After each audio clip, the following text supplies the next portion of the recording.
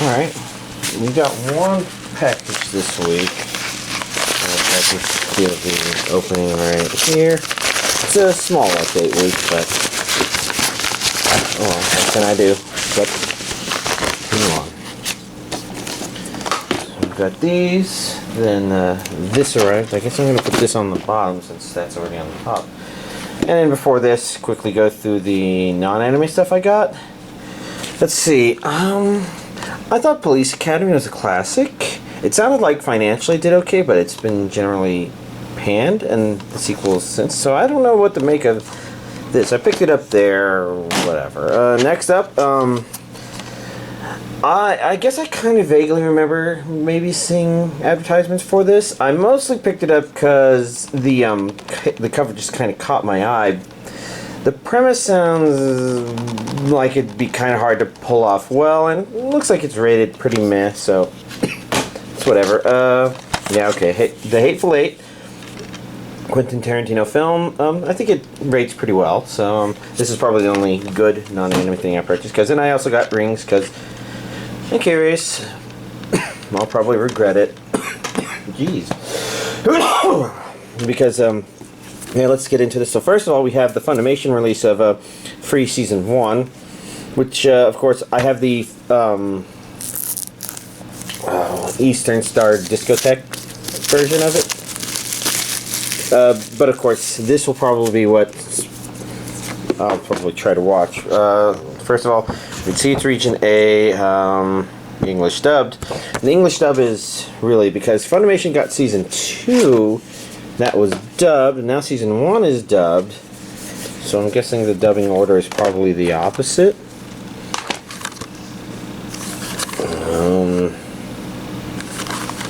Let's see. On 2 DVDs, so these should be the 2 DVD versions. I mean, I guess I could have always just looked on the inside, but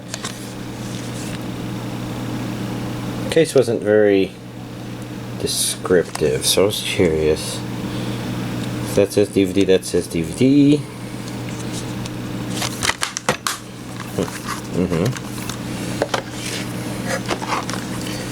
Then, we got DVD.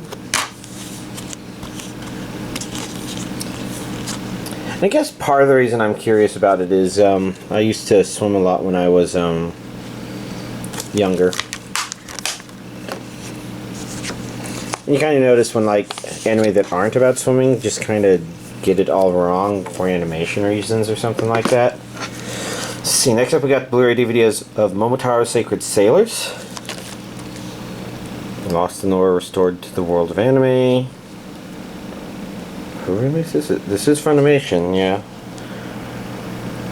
It's interesting that the A is offset like that. I guess I've already put that away. Makes me wonder if they intended it to be multiple regions and then weren't able to. So it's Japanese with English subtitles. Yeah, okay, there we go. I was reading it wrong. Oh, I guess I was also curious about the run length.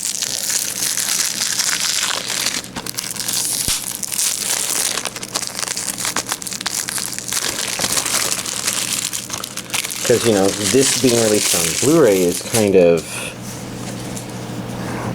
let's see, somewhere down here, does it say?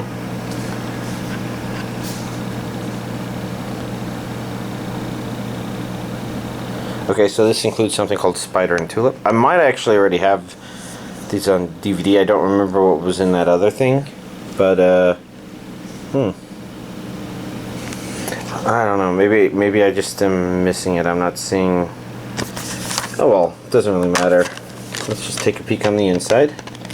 This time it comes with a rather thick booklet. We have Blu-ray, we have DVD,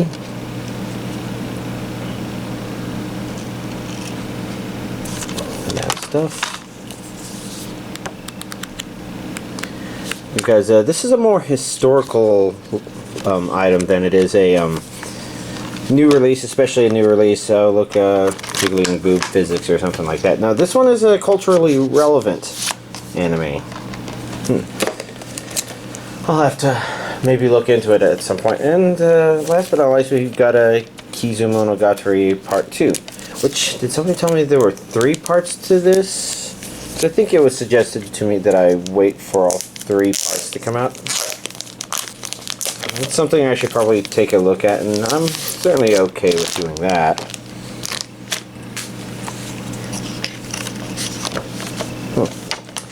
Okay, so let's see. Information we can get from the back here. Japanese surround sound stereo, English subtitles. Well, this comes with the original soundtrack CD Part 2. I'm not seeing anything that says for certain it's region encoded.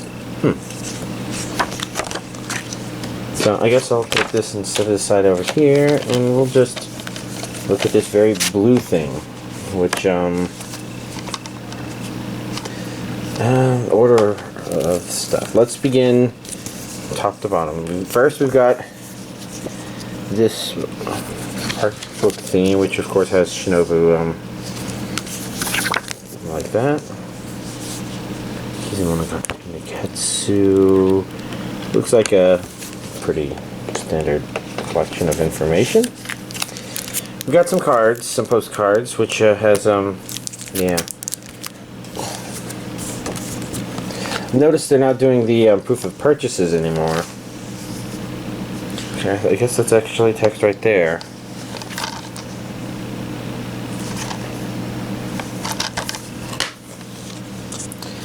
In the contents, you've got the Blu-ray, you've got the CD soundtrack. And I guess like the other Monogatari stuff, you just have a simple background. Nice and straightforward. Well, it's small, but that's this week's anime DVD collection update. Alright, I think I had started watching Season 2 of Snow White with the Red Hair. It's really hard to remember what exactly I did in last week's thing, but it looked like May 3rd, which would have been the day after last week's update, I marked this as having been watched. So I think I hadn't finished it yet.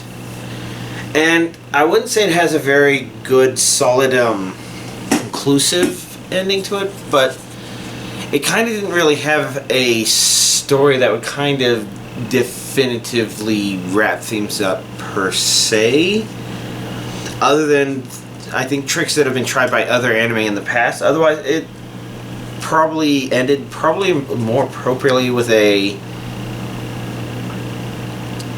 there could be future stuff if they wanted to make future stuff, I guess.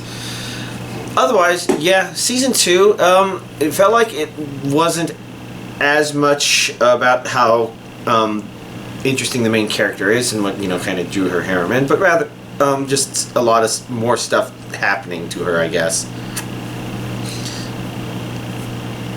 I guess. I don't know.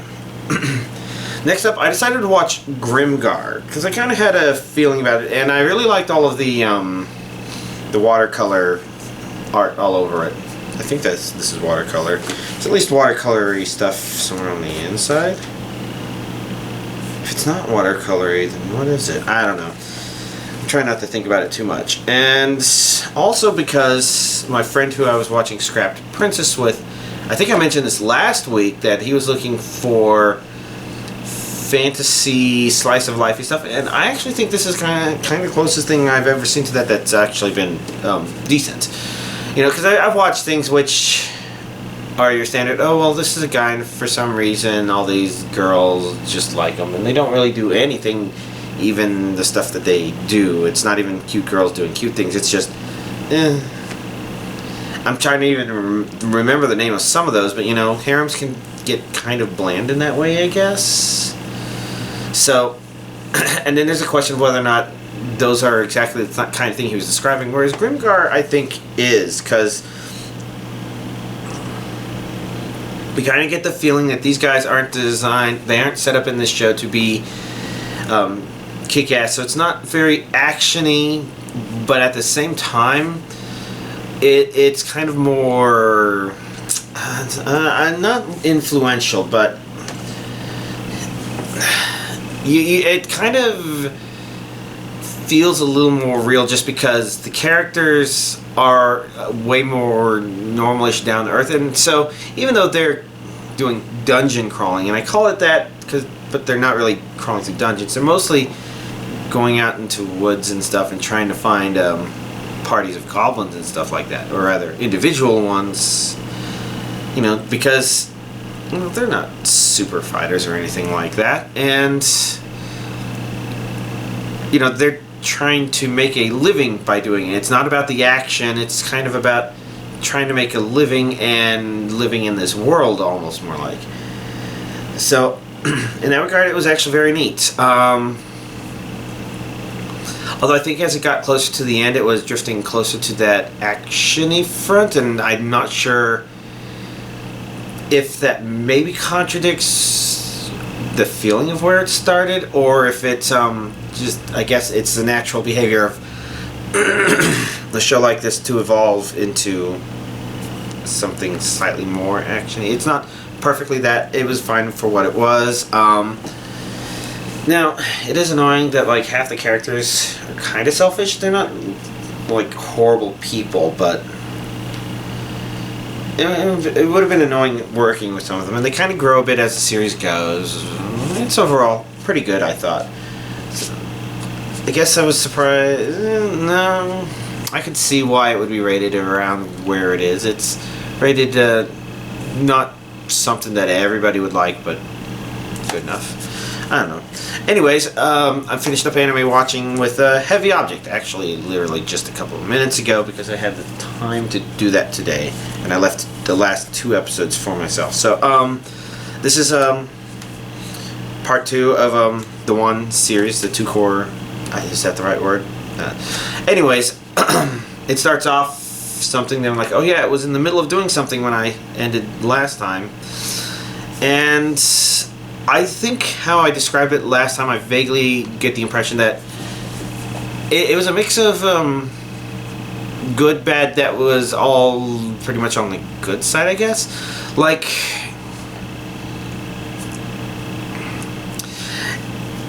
it seems like people would have been coming up with some of these ideas before our main characters, so they're kind of saving them for the main characters, but for audience reveal purposes, they're entertaining engagements that happen that are all about how, I guess, our main characters deal with impossible odds. And at the same time, there's this element of, oh, look, see, their commander has big boobs and a butt, and, you know, it's got that stupidness involved, and it's got the other, and so, if anything really draws people away from it, I guess that would work. But at the same time, the action, I thought, worked out pretty well. I thought they were pretty thoughtful in terms of coming up with something with, okay, it's not exactly obvious how they're trying to tie this all together. I think the show may suffer from Chekhov's gun, which is not exactly the right trope I'm talking about, but the idea of Chekhov's gun, of course, is if you're going to tell a story and you're going to intentionally introduce an element, then you need to use that element, and I think they do tend to use those elements in unexpected ways, but they do tend to use those elements to, I guess, set up an unexpected victory, I guess. I guess if you don't understand what I mean, it's going to be hard to go into exact details, so overall, I thought it was a pretty enjoyable watch. I don't even know what that is out there. But, okay. Outside of that, there's not much video game related stuff. I've unlocked some Mario Kart 8 stuff. I've gone back to some Pokemon breeding stuff. So really the only other thing to talk about, I guess, is Guardians of the Galaxy 2, which I thought was pretty good. Obviously, the first one's going to be hard to follow up, and given the kind of scenario that the main characters, the kind of universe they live in, it's expected, but basically the first movie is an origin story, and because of that you kind of have a high point that has to happen, and you can't really revisit that. So the second movie didn't try to be a copy of the first movie, it didn't try to revisit it, it tried to explore some other stuff that it needed to explore, but kept the characters interesting, fun. So because of all that, it basically meant the story kind of wasn't as streamlined, this is what we're watching, so much as stuff kind of happens and comes back together, I think. And it's natural, but despite that, so the story is stronger in the first one, but you know, everything else about the second movie was still pretty fun. And I think because it wasn't tied down to the nature of the story of the first one, the second one was able to explore some elements so that people were able to be slightly more dynamic characters without actually feeling like they were different characters, which is probably a really important thing when it comes to a sequel, because it's how often have you watched something where it's like, well, even though this is the next movie in whatever franchise, these characters don't feel like they were the same characters in the first one. Maybe Marvel's just good at it, or maybe there's certain people who've been bad at it. I can't even think of any bad examples off the top of my head, but in this case, you know, they're real personalities, you know, and I mean, like, you pretty much like to see every single character on screen. They're fun, and you like them, and they're still enjoyable in the same way. It didn't mess any of them up, and when you get down to it, that and it being fun means, you know, good movie. The only problem, of course, is this one has, what, 4 stingers? I mean, I think my coworkers were thinking there were 5, but we couldn't remember what the 5th one was. We could only remember 4 of them, and only one of them was super important, maybe. So I guess you're gonna have to judge yourself on whether or not you should stay and watch if you need to see the stingers, because whatever. I don't even know if half of them count as stingers, because the entire idea is they're supposed to make you interested in the next movie or follow-up, and maybe 1.5 of them that we can remember were like that. Anyways, that's pretty much everything I can think of talking about. So, and now that machine gets turned off. Whatever. Y'all, have a nice week.